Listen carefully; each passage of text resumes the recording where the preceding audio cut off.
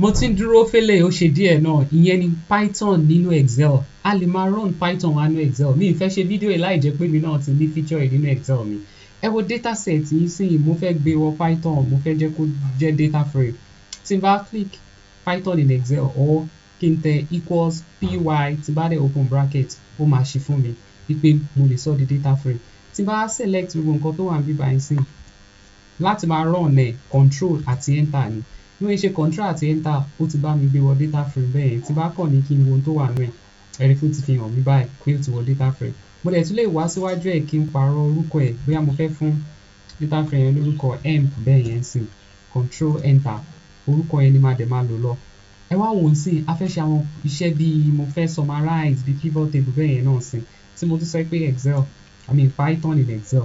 Tí bá sọ pé ó yá o emp dot group by, ìyẹn pé mo fẹ́ fi nǹkan kan group ẹ̀, group by kí ni mo fẹ́ ṣe o, bóyá mo fẹ́ group ẹ̀ by department, okay, bẹ́ẹ̀ yẹn, ó yá group wọn by department, kó wo iye owó yẹn, salary wọn kó fi group wọn. Tí mo tún ṣe control enter ń sìn náà, ẹ wo iṣẹ́ tó ti bá mi ṣe, ó ti bá mi ṣe bí pivot table tá a máa ń ṣe yẹn ni ó ló ti ṣe yìí. A lè máa lo Python nínú Excel à ń sìn, màá tún ṣì máa ṣe fídíò lé lórí sí. A lè máa